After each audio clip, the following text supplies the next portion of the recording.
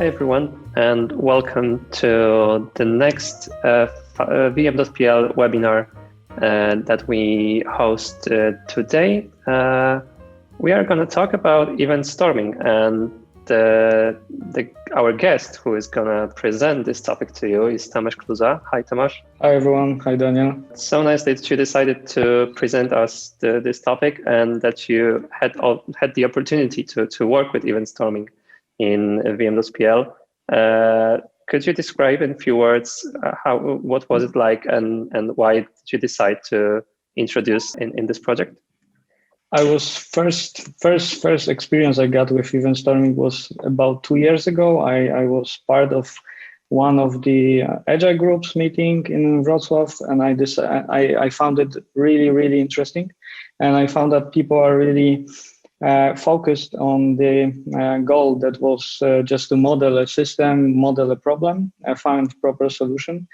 So I decided that when I got a chance, when we're gonna start new project, I'm gonna use that tool just as an experiment. And I think that was first experience for me as a facilitator. And I think it turned out pretty good, and I was really happy with it. And our client was really surprised that we were able so quickly find some proper questions and answers as well. So yeah, I decided to talk about it a little bit. It's just like basic concepts of big picture event storming here, but yeah, I hope you like it. Yeah. So together with Tomasz, we have recorded this presentation last week. Because this is what we do right now with our webinars, that we pre-recorded to provide the best quality possible, both with audio, with video, and the presentation itself, so that we don't have to fight with the tools that we have, like Zoom or Teams or others. So I think we're going to start without further ado, because the presentation lasts around 1 hour. So be prepared with your snacks, with your water, have everything around you. I'm going to play the video right now. And we encourage you to ask questions for Tomasz. If you have any, then you can type them in the chat window or wait until the presentation ends to ask them live.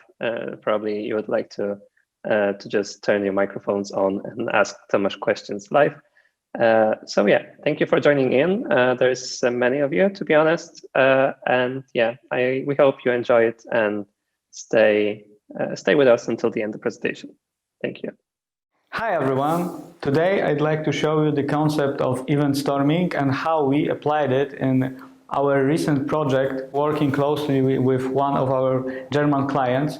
It was something new for us, something new for them, and I want to share those experiences with you guys. So that's event storming, launch on greenfield project made easy.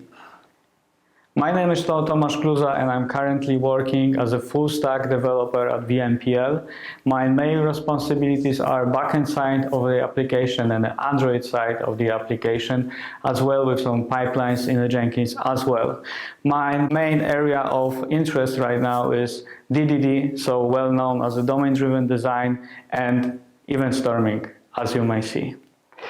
So that's the agenda of today's meeting. We're gonna talk a little bit closer about problem space, what problems we might face during the gathering requirements phase of starting the project. Then we're gonna explain what the silos in organizations are, what's the problem with the domain expertise we might face, and then we're gonna switch to the solution space.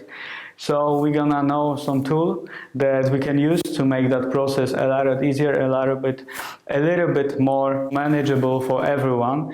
And the third aspect, the third phase, is gonna focus on modeling the domain itself. We're gonna introduce some concept of well-known strategic domain-driven design. We're gonna explain a ubiquitous language in our project, and we're gonna show some architecture that we're able to provide after just 2 weeks of working with that in that project. So let's start today's presentation with quote of father of DDD, Eric Evans. So critical complexity of most software project is in understanding the domain itself. So it must be quite difficult task, isn't it? What is complexity? First, let's distinguish between what's the complex and what's the complicated. So complicated is something that is not easy to deal with, or it's not easy to understand. But complex, on the other hand, means that it's something involving a lot of different parts, but related parts. So people in organizations often together closely with each other, and creating that common goal, and they just applied some complex adaptive system. So what is the complex adaptive system? And it might be just described as a network of independent agents influencing each other, and they are dynamic, and they're able to adapt in very quickly changing environment. So we might see that in real life, there is no separation between a system and its environment, since the idea is that system always adapts to the environment that's being implemented in. So we might see those common characteristics of those organizations. The self-organization might be a little bit harder to achieve, since the feedback loops takes a little bit longer. So when we want to achieve something, when we get the feedback on that specific task that we just made, or we're waiting for that decision, that decision have to go throughout the different domains, different structure of the organization. It might be even we as someone who did that specific solution, we might able not even see it because it's gonna be used in different department. So it's often quite problematic that when we ask two different people for one specific opinion, we might get two different answers because they have only their point of view. So the knowledge that is provided is not deterministic. And solving problem might be quite a difficult task, since the business itself might be working in some innovative industry, and there is no really ready to go from the shelf solution. So there will be even more decision, there will be more critical decision, they're gonna be even more vital for the company future itself. So since the outcome is not guaranteed, and actually those decisions is gonna be treated like some kind of experiments. And as we might see, as we might notice, people won't simply self-organize around the system first of all, they don't understand, and second of all, they simply can't influence. They're lacking some motivation. They don't see that common goal, that big picture that's gonna guide them throughout the entire company, throughout the understanding the business itself. So easy, the secret to understand the business is just simply to understand, and there is simply not ready to go answers in that area. We have to find them by ourselves. So most organizations are being structured in some kind of silos, and organization doesn't have to be large to show those symptoms. And even in very small ones, people consistently tends to show two specific things. First of all, they focus mostly and mainly on their area of responsibility, and that's supposed to be, and that's really good thing, because we want to hire experts, we want to explore given a domain even further and deeper. But on the other hand, people will ignore progressively what happens in the other departments. So those problems might create internal inefficiencies, since two different departments might be working towards creating the same solution for the same problem, but since they're lacking some collaboration, some communication, they don't know that doing the same thing in the same specific moment. So it just slows the business down. So those are wasted resources and unnecessary meetings, not well specified workshop trainings for people who are really not interested in them.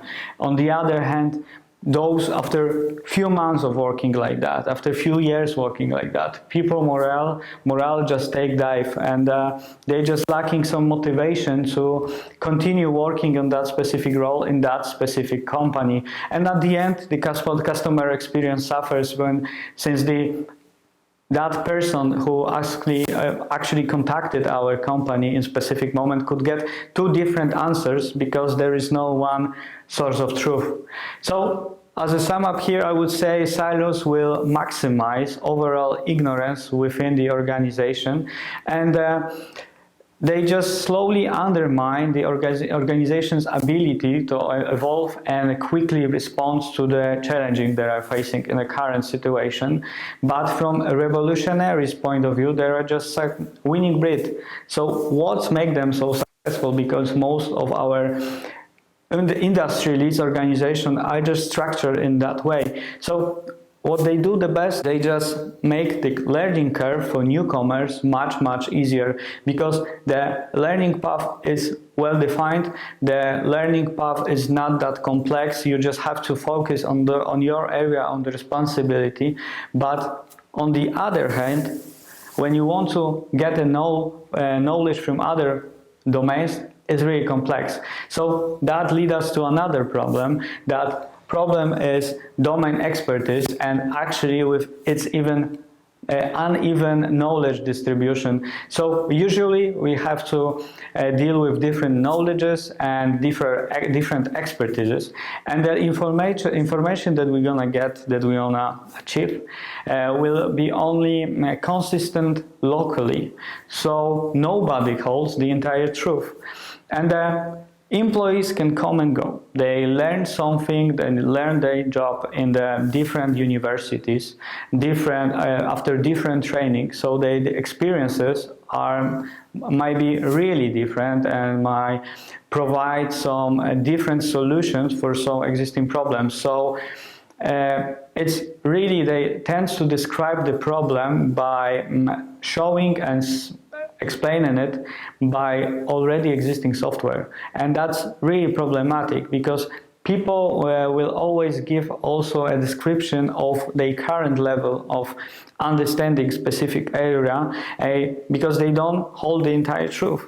And when you ask one expert for opinion or for information, since ego plays here also a big role, that expert will give us an answer, but he'll not tell us, he or she, that we should maybe ask somebody else as well, because he's not fully responsible for that specific department. So there, as we can see here, the knowledge in organization might be spread out through the entire structure, and for us as a developers, that could be really problematic to find those specific answers.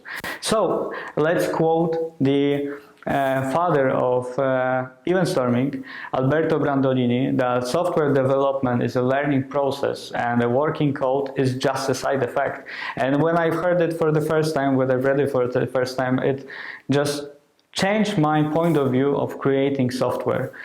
So after all those problems, or after discovering those specific areas of uneven knowledge distribution, silos organization, and lacking of some motivation in terms of collaborating with us, maybe. So what we should do, what tool should we use right now to make it just for a little bit easier, so to provide the best value we possibly can at that specific moment. So I think it's quite known at this point from the title of presentation as well, that now I'm gonna focus a little bit on event storming and how we applied it, that big picture process of event storming, how we applied it, working closely with actually the first week with our German client. So Without further ado, I want to show you a little bit more of the process itself.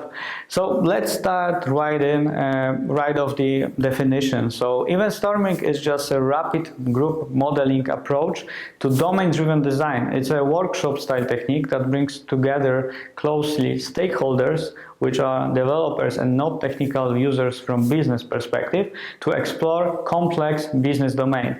And it was founded, as I said a little bit earlier, by Alberto Brandolini in 2012 as some kind of alternative to classical UML approach. So what purpose does it serve? What brings us, what advantages give it to us? What can we benefit from that? So we already identified some problems. It's time to find some good solutions for that. So there are really many different purposes of event storming, and actually why it was founded in the first place. It just creates business model that can be used during the development. It finds both bottlenecks and areas on conflict. It also supports group learning process. Its process is being visualized, so it's easy for everybody to have the same level of knowledge. It's also a fun way, and I can tell you from my experience as well, it's a fun way to integrate people with each other, because those are really one of the very first meetings of those people. So it's really fun way to already talk about domain, but it's a little bit loose way. It's not that I would say strict, and it's not that difficult to do, and at the end it's all about the conversation. That's what's happening during the workshop itself. So I think we said enough at that point. We clearly see some benefits from its definition at this point. I think it's time to show you guys a little bit more about the details of workshop itself, how the big picture is being structured, of which building blocks we're gonna use, and that's why I'm gonna show you the first step. We should find the right people. So unlike in traditional modeling process, when developer and someone from business sit down for days, weeks, maybe even a month, trying to understand each other, try to understand the complexity of the domain, trying to modeling it. Event storming is about gathering different people. Alberto suggests 6 people at least. In our case, that was total 4, but that's domain that we explored was not that complex, and I think from the point of view, from the time point of view, I can tell that the people we gathered were just perfect, and that 4 could be enough, that's as in our case, but from definition it should be 6 people. And how can we be actually sure that people we found are actually correct in that specific area? So those, from definition, those are 2 types of people. So first one are those people who knows the questions, and on the other side, those are people who knows the answers for those questions. So obvious choice might be, let's ask some developers and let's invite someone from a business perspective, from different departments of business, and actually that seems to be working really well. And on the other hand, we have to be able to provide the unlimited modeling space. So Alberto suggests here that we have to find a room with wall 8 meters wide. So it's quite a long wall, but I would say here that it serves 2 purposes. First of all, we have to make sure that people are not limited by the working area, working surface by itself. So they might just explore the domain. They have to focus on the task and not being overwhelmed by lacking of the space to working with. And the other aspect is that they have to have just enough room to just walk, to just chat, and just have those little talks in that area, in that regarding part, because that's what the modeling of an event is actually.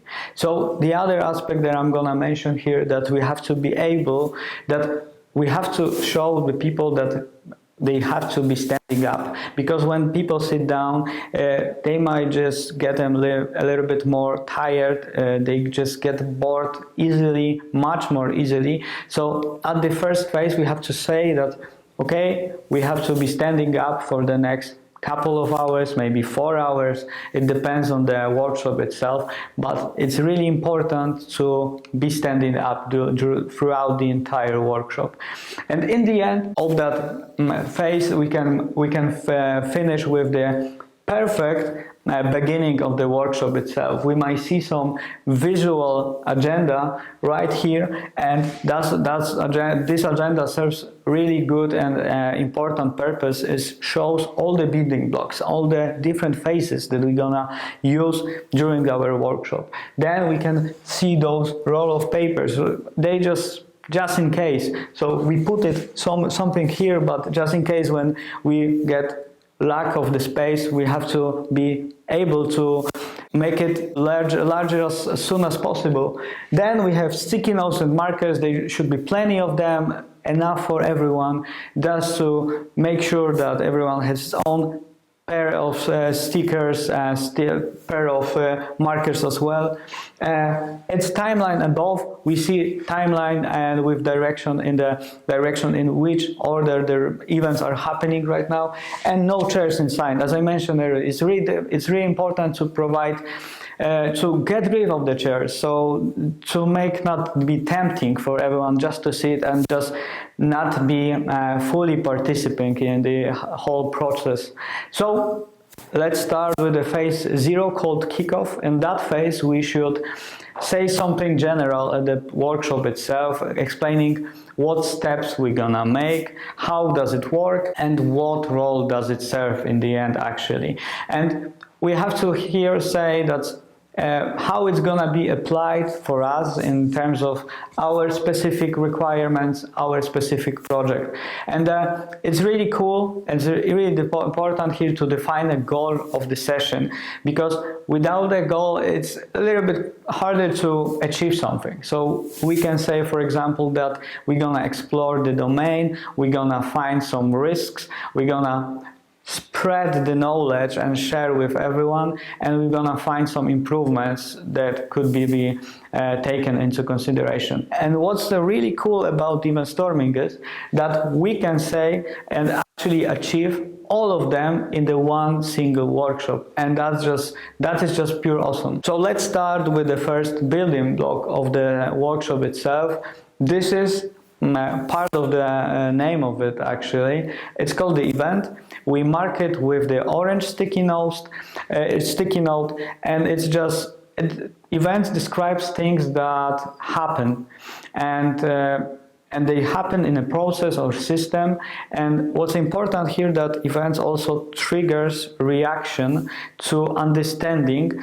So you can ask participants about what happens next, what happened before. And that's why it's really important to use the past tense, because it tricks our mind a little bit, it boosts our creativity to looking for some answers and questions. What happens before? What happens after? So what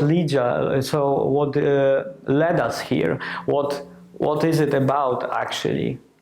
So it's time to start actually the first, I would say, working session of a working phase of the workshop itself. It's called the chaotic exploration. So after short introduction, we just showed our participants some building blocks and some introduction. After some introduction, they should be able to have that vision how the workshop is going to look like. So that's the phase where we're actually going to place some events of the wall. And as we said, we have to be sure that we provide those events according to the timeline, but it might be just not always the case. Some events might be duplicated, some of them might be just chaotic placed. So, but that's how it is. That's all about this phase. It should be as productive as possible. We should find as many events as possible. And here, a cool question that we might ask is, what is the context of this event? What's happening before? What's happening after? What path led us here? And what is a good example, for example, of this specific, I would say, expertise in that regards, and what is the other path, the alternative path that can lead us here. And what we did, and which almost it is really good suggestions here, that for people who are not familiar with the concept of event storming, just to provide provide by yourself, provide as a facilitator, and in our case that was me, to provide the first event just in the middle of the process. So just to be able to show the people, okay, it's not that easy, it's not that difficult to do, it's possible, it should be written in the past tense, and it should look like this, and we should use the meaningful names as well. So in our case, after some few meetings of introduction, I was able to find out some event that I'm actually be able to place. And actually, after that phase, our workshop, and actually our first session of workshop, our first day, because we did 2-day workshop. I'm gonna show you today the first day actually, and this one here is just the result of the chaotic exploration. And as we might see here, we have the event that I placed here in the middle, that showing us what's happening before and then showing after what's happening next. We have that timeline always visible, but as I said earlier, those events might be not placed according to the timeline, at least not all of them. And here we can see that structure itself is cool. I just put it, migrated to the Miro. Miro is just some really awesome tool for using for online event storming, but we did it before I would say lockdown, and we were able to meet each other closely. And I'm gonna show you a picture of session in the end. And now it's really cool time to introduce Hotspot. And a hotspot is just some kind of another building block here. We mark it with a coral red, and it's just signs that this issue, this is a problematic issue. We might see some problems with it. It might raise some questions at this point. But what's important here, that we continuing discussion in this point, because it's just some kind of hotspot that we have to mark and move on and analyze it a little bit later to not lose the big picture side of it. And after this session, after introducing the hotspots, we might see that here we have five of them on this specific board, and mostly it focuses on time aspects, so when it's happening, and why aspect, so what's the reason that we have to make it in this way, in this specific way. So those, as you might see, the hotspot itself might raise some additional questions as well. And now it's time to move to phase 2, and it's called the enforcing the timeline. So as I said, we tried to put our events in the timeline, according to the timeline, but it might not always be the case. So we are quite lucky, but we still were missing some points. And cool suggestion here is to, in our case, the Swimlanes were perfect solution, because they just separating the whole flow in some horizontal lanes, and it's just according to the actors and systems that we're gonna talk a little bit later on. And now with that way we can see the clear pictures of the specific process itself, and it's really cool way to visualizing things for people with background in process modeling.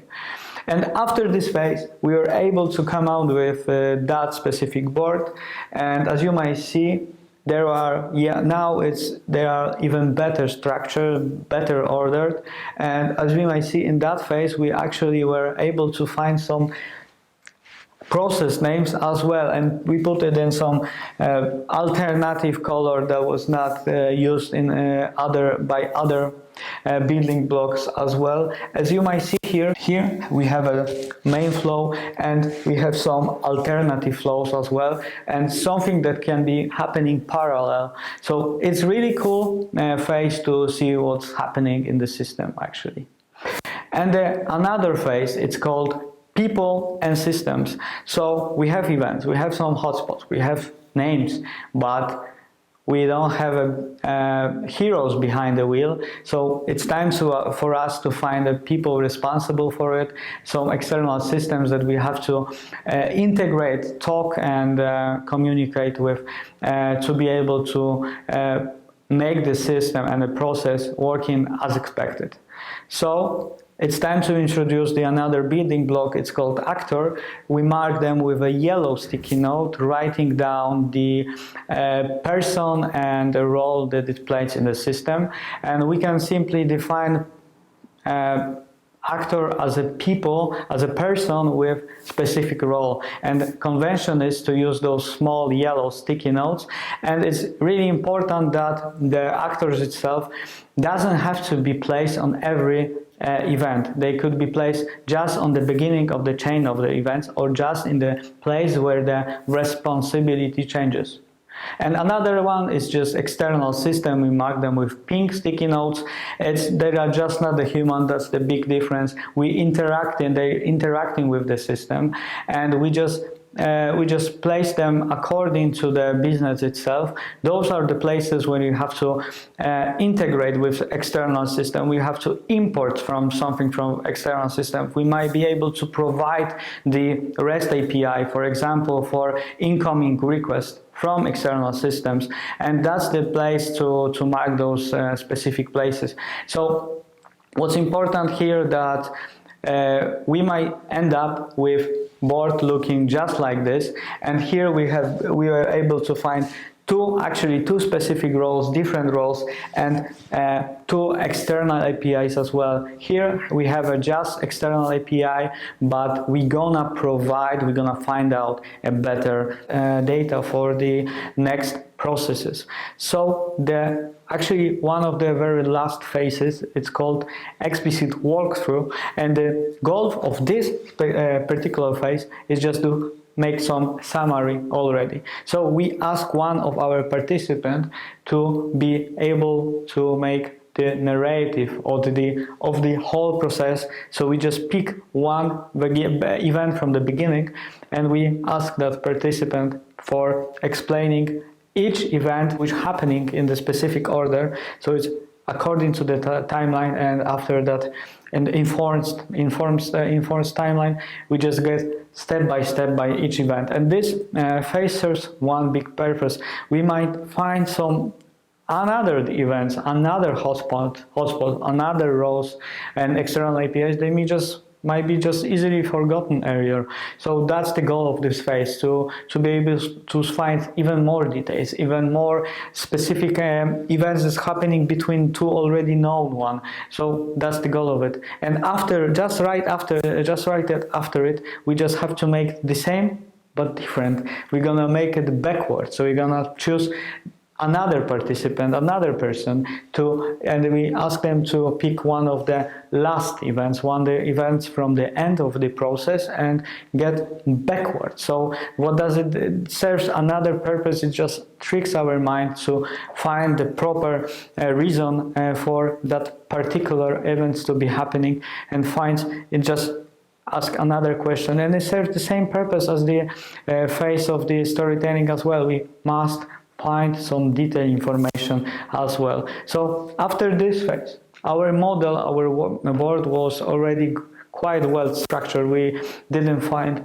any new events actually at this point, but what's important here that we find another general topics that we have to discuss in another session. That's why, as I said earlier, we had 2 days workshop, and here we have some general topics that were not that well known for our client as well. So we just knew already that we have to make we have to reserve some more time for them, and we have to go through even more general concepts, and we have another API as well here. So that phase was really helpful to discover even more big picture events.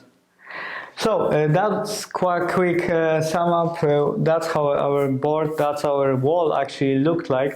We were able to find specific domains, names, as I showed you earlier, some hotspots as well. We found already some loops in the meaning of the processing itself, so we just put it here. And as you may see, some colors maybe not that I would say according to the concept itself. Here how we have a blue for external APIs, but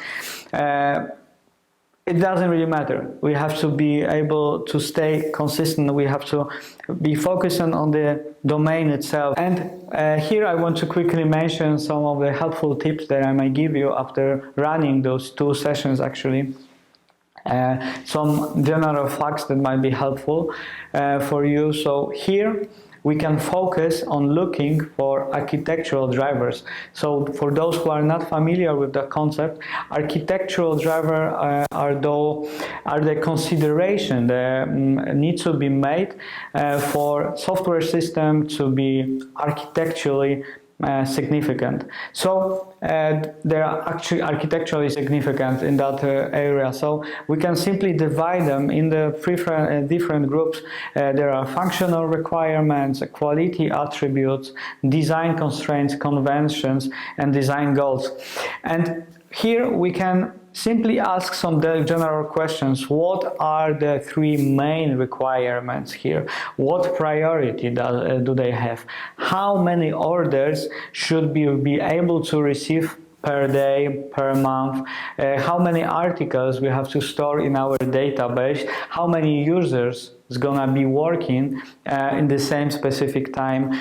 How many requests do we gonna be receiving at that specific endpoint? So those are the questions that we might actually be having, and we should ask them throughout the entire process. Actually, when we have already that issue, we have some observation, we can find the answers right away, because the people we gather in, we have in a room, they supposed to be the right people, as I explained a little bit earlier. So those are the people, probably heads of different departments, from the logistics department, IT department, sales department, and those are really important people who can give us those answers.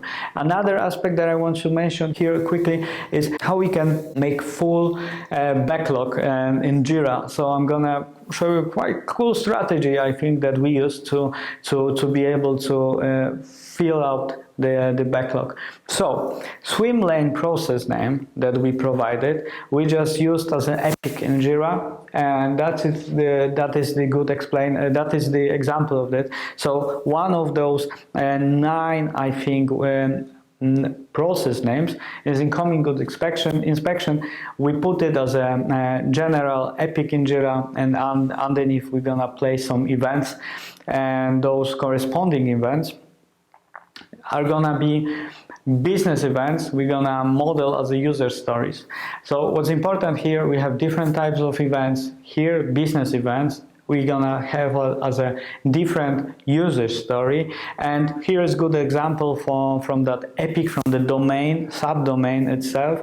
As a good acceptance employee, I want to unpack the palette so I can see what items are inside. So that's unpack the palette is an event that was written, and that I showed a little bit earlier. So that was one of the business events that's happening in the store throughout the process. So here we can ask some another questions, and this in that area, in that specific moment, we can introduce you the concept that those events we placed in a separate board to be able to get more information on that specific user story. So it's not ready to be deployed, it's not ready to be implemented. We still have a lot of questions, but in terms of Jira, we can here gather some important information as well. So we can ask some question: how should we start? How should we identify the fact that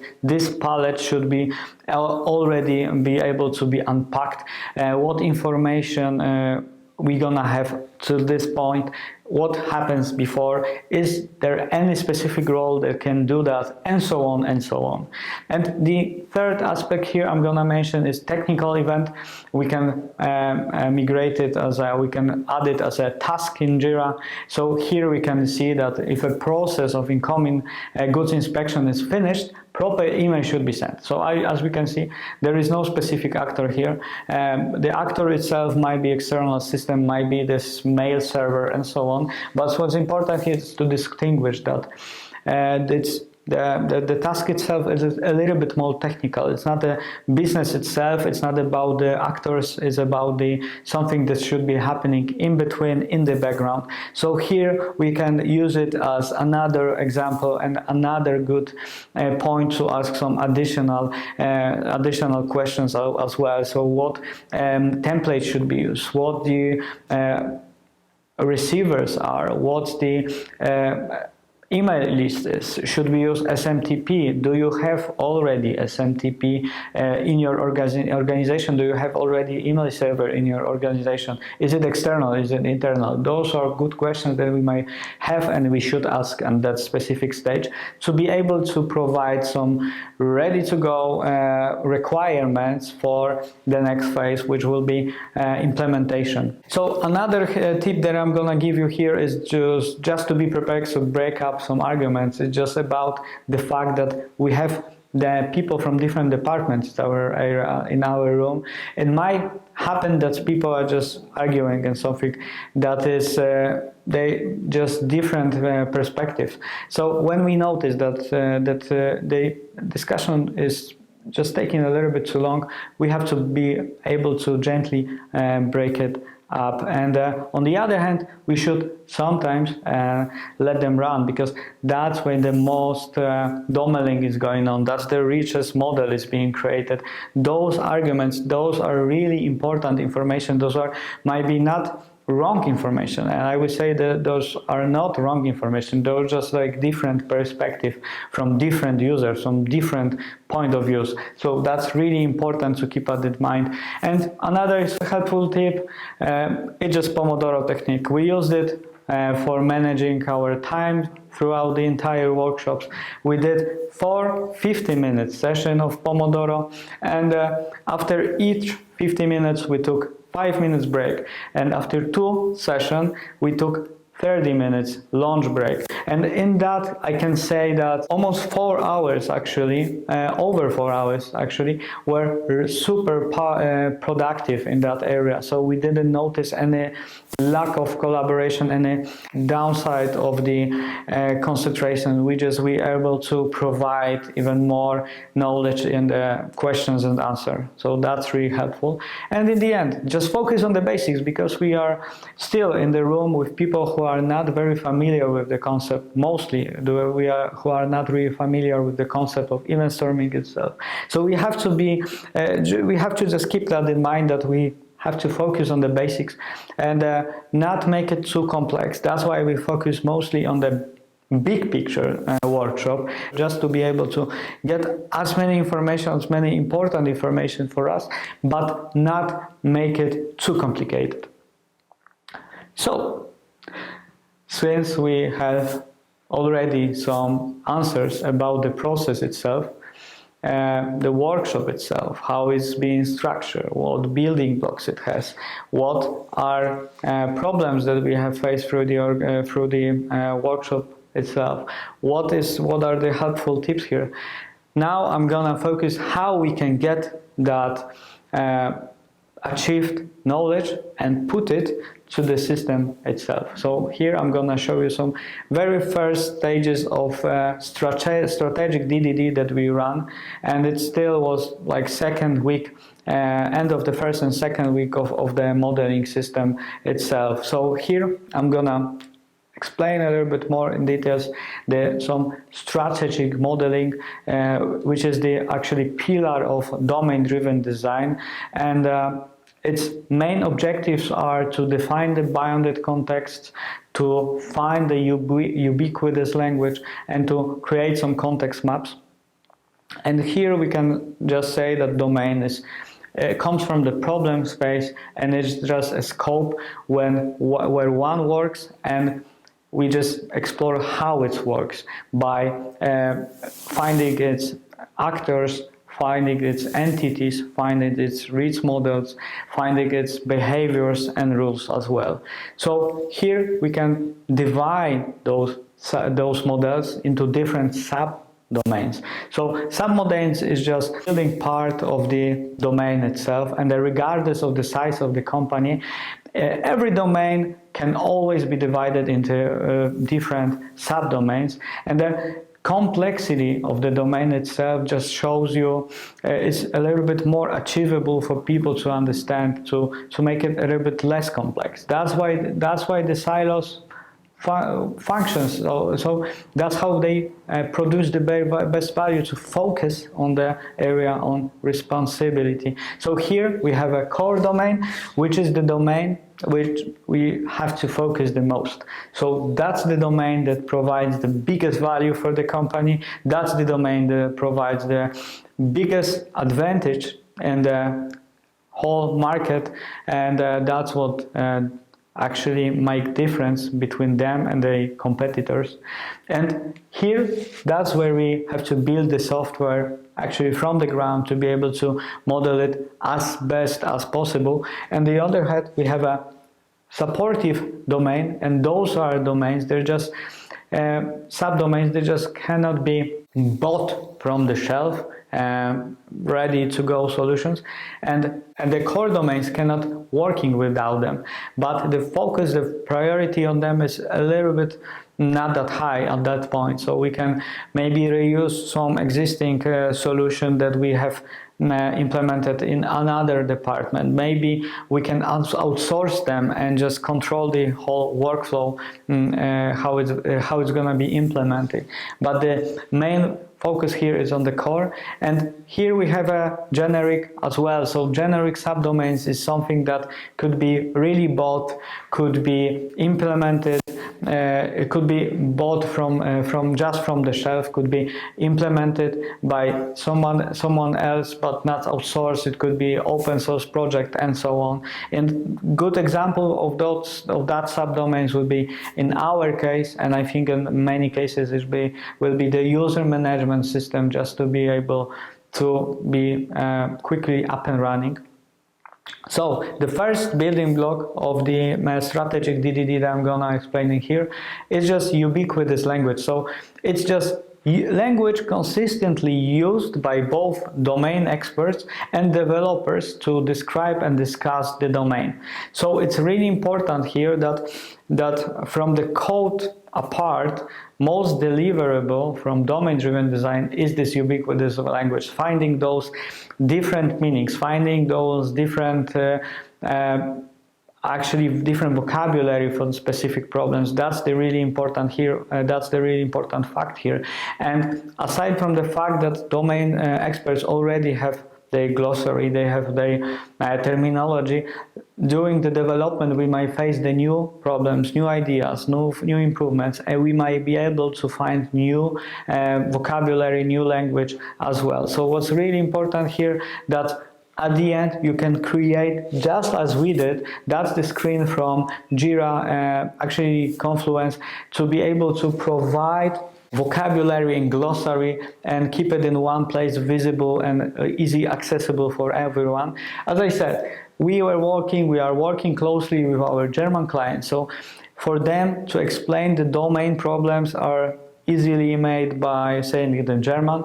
So, and we writing code in English to be able to provide that, to make it as accessible for everyone that's gonna join our project, and that's how the convention is right now. So we are able to put that specific glossary book in our Confluence page, and we explained every word with our domain expert to be able and to be sure actually that everyone has the same level of knowledge.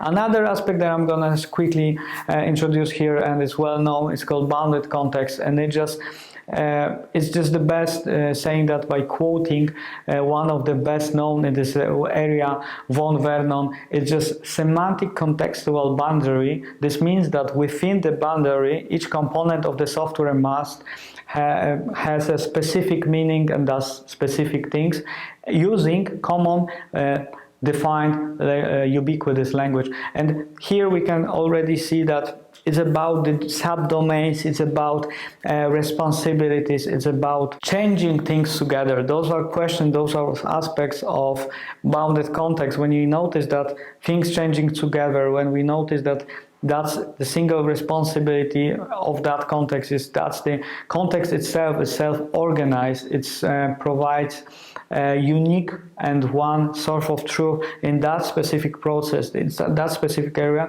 That's really good, I would say, candidate for being a bounded context.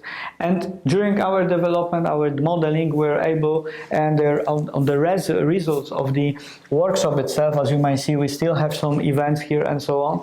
We are able to actually show some of the context that we defined at that moment. And as you might see, we have different colors, but it's just to make it a little bit more visible. And from the size perspective here, we can also find some interesting facts. We can see that this is the biggest context here. Here is also, and those contexts are really good examples of being the core context in concept of subdomains that I explained a little bit earlier. So those actually are the main core domains, then core subdomains that we have to focus, and that's what we concluded from actually talking with people responsible for this project, product owner, project managers, and so on. And we are able to find the supportive subdomains as well, and user context as a good generic example of the context as well. The last but not least in that area of DDD, let's talk a little bit about the context mapping, and it just help you understand the whole project being just able to show some relationship between different bounded contexts, and it's extremely important to understand those relationships so you can build a proper, well-designed, well-defined business model. So that's how the context maps looks in our case, in that specific area of our project, our software. So as we might see here, we have some upstream marked with U. We have that those upstreams gonna influence downstreams marked with D, but the opposite direction might not always be the case. And from definition, we found some actually relations between them. So we have a customer supplier here, we have some partnership conformist as well, and we have anti-corruption layer as well. So as you can see, we have quite good information about relationship between and how they're gonna collaborate with each other. So now I think it's a good time to show some of the architectural design that we made in that area. So for those not familiar with C4 modeling concept, I'm gonna explain a little bit. It's just a way that help the software being visualize for teams to describe their communication between different containers and components, and it just helps the software architecture to be shown during the upfront design session, and also when we documenting already existing solutions, already existing code base. And it's way to create, to structure, to show your code as a map. So here we have a level first, it's called system context diagram, and it's a good starting point for diagramming and documenting a software system, allowing you to step back a little bit to see the bigger picture, to show the big picture of the system, to see the user and our main model system here in the middle. And we have here already the definition of some external APIs, and what earlier was just external API API. Now we have information about authentication API, we have email server, we have article API and delivery advice as well, with some kind of protocols, how we're gonna receive them, how we're gonna speak with them. So that's really cool information. The other one, a little bit deeper, is called the container diagram, and container could be defined as something like server-side web application,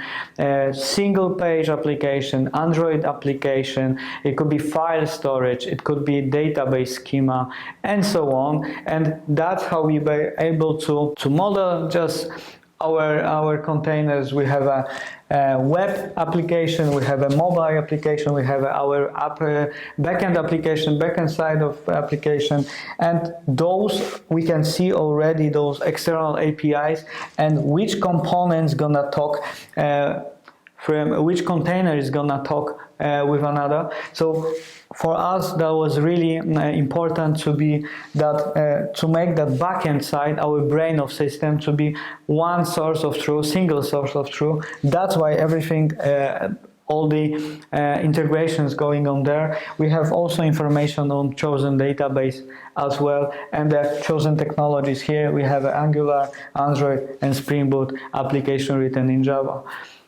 That is the next level. It's called the component diagram. Here we can take one of those containers and see it in details. But here we have a mobile application who's going to be one of the clients, our clients of our system, and we actually have here some REST APIs, REST controllers, so we already make some architectural choices here, and underneath we have some facades.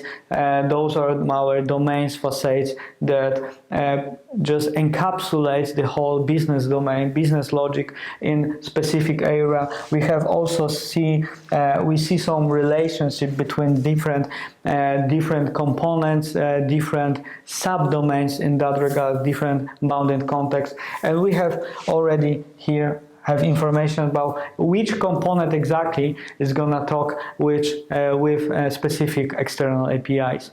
So that's the level 4, it's called the code, and on the example of the architectural package, I'm going to show you quickly the brief overview of our domain. As you might see, that's the structure of our domain. We are using the hexagonal architecture. We were trying to model it in that way, so we've been using some ports and adapters. That's why you might see some adapter package as well, repository, and some elements from CQRS as well. So we try to divide the specific queries and commands as well. So we actually reached the pretty much end of this presentation. Right now I would like to focus on the goals that we define for ourselves in the future. So we'd like to focus more on the tactical aspect of domain-driven design. We want to explore those terminology, those aspects, those objects, for example, value objects, entities, aggregates. Those are the concepts that we want to familiar with even more. We have some elements of it, but we want to focus that entirely. Another aspect is from event storming itself.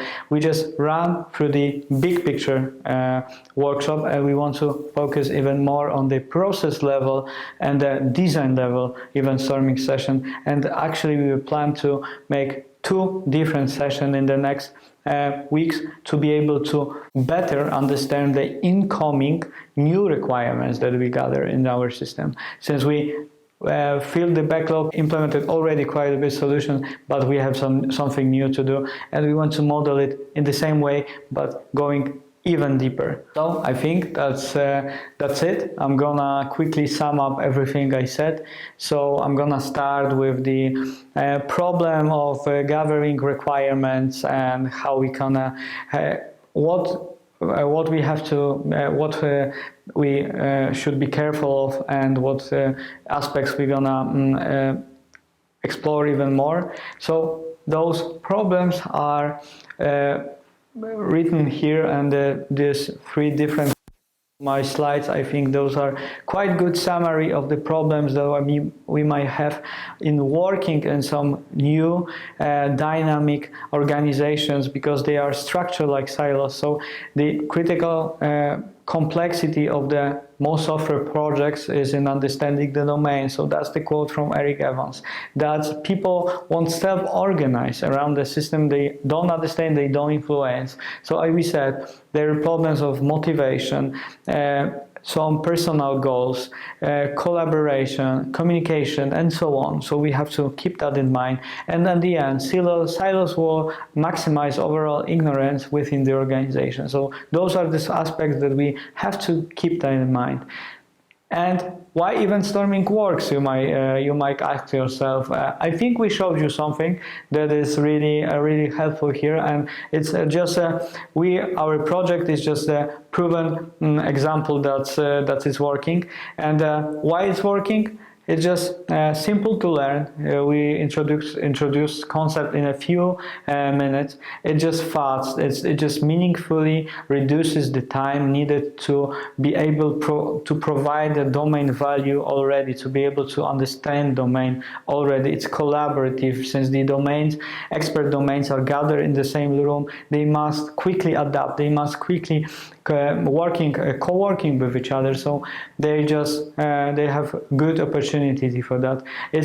That's why it's also communicative. So because people are working with each other, they're explaining some problems in the smaller groups, they have those small talks, and that's why it's really cool. And one of the very least is visual. So everything has been placed on the wall, everyone sees the same wall, and it's for everyone just engaging. Everyone has its own markers. They can write it down, they can put that events, they feel that those events are necessary, their presence there is necessary, so everybody is just happy about it. They're just pumped up, being productive and working with each other. So why should you care? From a business perspective, event storming is really useful thanks to the better understanding the domain for the development team. And from the development team, it's really important to understand domain itself. That's why it's able to provide the best possible solution. It's just about taking the right tools for the right work. It's not about taking some main concepts and doing it over and over again. Again, when we want to model the complex model, we have to understand it a little bit better, even dig into details as possible. So whether you are a software architect, developer, business analyst, tester, UX designer, I think everyone we're gonna find something useful during the event storming workshop. So I totally recommend it here at this point, and I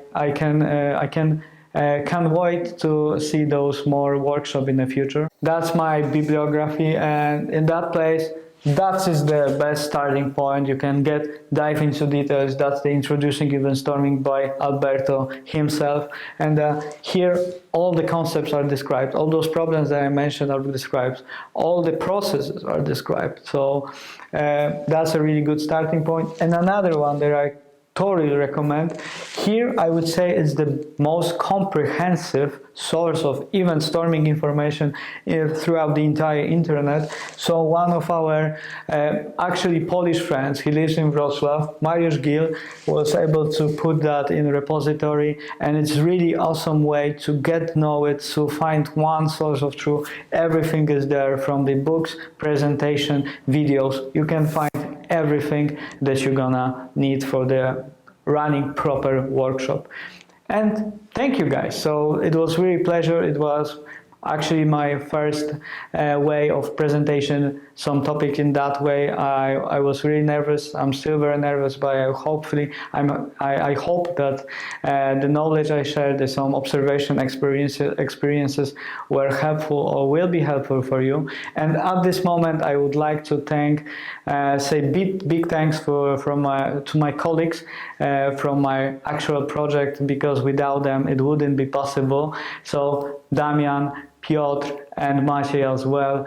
So thank you guys. And from VM perspective, I want to thank you, Łukasz, Daniel, and Mariusz as well. And our project owner, us in this place also. So Aydin, big thanks to you. So I hope everything was okay. I hope you got some important message, and see you guys in the future. Thank you. Thank you, everyone who are still with us. We hope that you enjoyed the presentation and that you got some information from it that you can perhaps use at your daily work. So we have a question from Marcin that you, Tomasz, had already seen. So probably I'm just going to read it for everyone. How to use cases which contain some conditions or alternatives are modeled in this solution? Obviously, sometimes something can happen if or while, not just simple actor does step 1, then step 2, etc.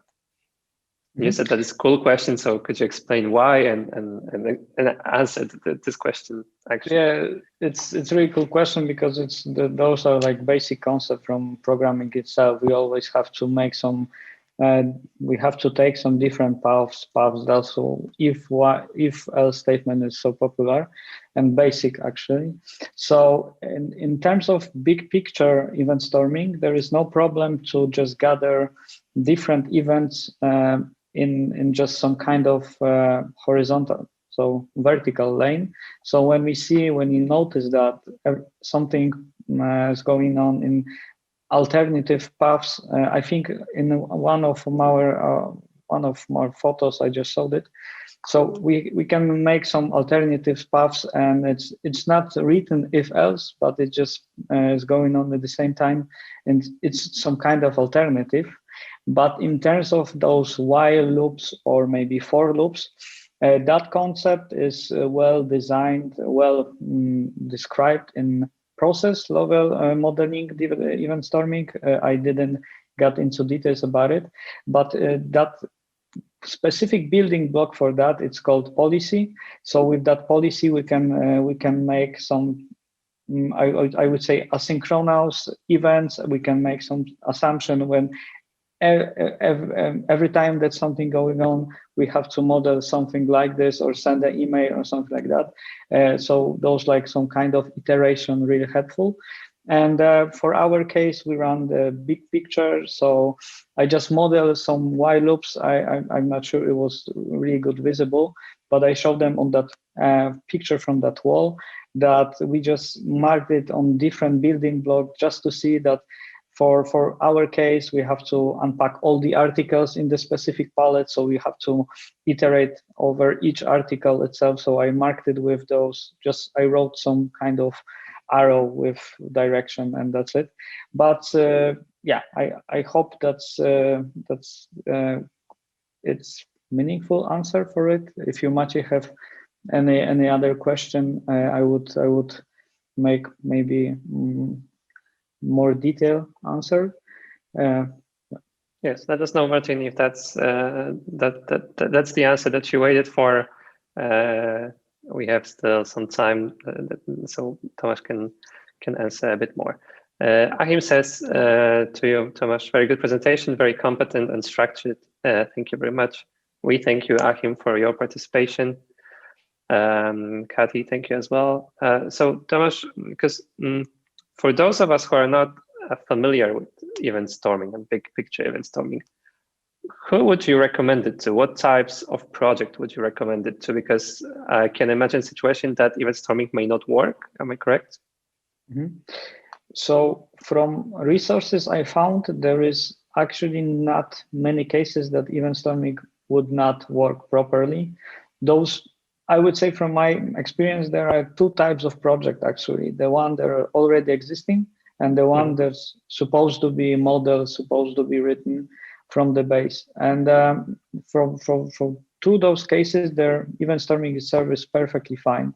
Where I would think about something that it won't work, I would say in some kind of, and that's what I read in some kind of articles, that it simply doesn't work in environments and the companies that people are not ready to share their knowledge, and they're not ready to find those problems, because event storming itself just shows some kind of problems, some communication problems, some information problems, that domain expertise that I explained, that is spread out through the entire company. So when we are not able to find proper people, right people, or they maybe just not want to share that knowledge, it won't be possible. So that's the only downside I see in running a proper event storming. Okay, so would you recommend some kind of, I don't know, communication training or scholarship before the event storming itself? So probably not. I think that the main problem is that it's not about the communication itself, that people are shy or something like that. It just goes about the, I would say, about the problems. When we don't want to talk about problems, it's just not possible to solve them. So maybe it's just some kind of communication skill are required, but I would say those are really base level. And I just read that as well, that when people are shy, it's all about just writing something, some events or some another command, and just put it on the wall, and you don't have to say anything. So for those people, it should be okay. And yeah, as I said, when we are not able to find problems, when we're not able to talk about it, it's gonna be even really difficult to solve them. Yeah, and as you said in the presentation, it's a very visual way of solving problems. So again, you don't have to say anything. Basically, you can just type it on the post-it sticker and post it and stick it to the wall. Exactly. Okay. Do we have any more questions? Would someone like to ask them perhaps via microphone, or if you want to type something, then you can use our chat window. I would also like to invite all of you to our YouTube channel, where we can find videos from our previous webinars, such as new Scrum Guide, or how Agile helped VM.PL grow 800% in 4 years. This is the third topic that we do about product management, and this time event storming. Of course, the recording will be available as well. I think in 2 or 3 weeks, maybe, on our YouTube channel as well. If you'd like to receive the recording on your email, just let us know via LinkedIn or via our website. I would also like to invite you to our Facebook page and LinkedIn page, where you can find all information from our news on our website. What we do right now, what plans do we have for the future. So you are very welcome to join us. Tomasz, would you like to add something maybe at the end? No. So I'm just glad that I was able to talk with you guys, to make that short presentation with you, Daniel, as well, because it's something I would say worth noticed. And when I've heard about it, I see the value itself from the beginning. So I think that the event storming itself is a really cool tool, just for starting, just for understanding the domain for newcomers, and few for the people who are actually been working in a specific company for many years, but don't have that big picture. So I think that's a really cool tool. And yeah, that was really cool experience for me to be able to share that knowledge. I hope that was helpful for you guys. When it's not, when everything was obvious, it's still okay. So yeah, as I said. So maybe tell our guests where they can find you, should they have any questions regarding event storming. So I think the best way is gonna reach me by my company mail. So it's tomasz.kluza @VM.PL. So if you have any question regarding the event storming, I'm happy to be able to provide the answer. And yeah, I hope you liked it. Yeah, okay. Thank you so much for being here and for sharing your knowledge with us. We value it very much, and we hope that we can maybe see each other in the upcoming year as well. once again, thank you everyone for listening and for joining us today. We wish you a pleasant afternoon, and despite the fact that it's raining in Wrocław, we hope that at your place the weather is better. So yeah, thank you again, and see you next time. Thank you so much, guys. Have a good one.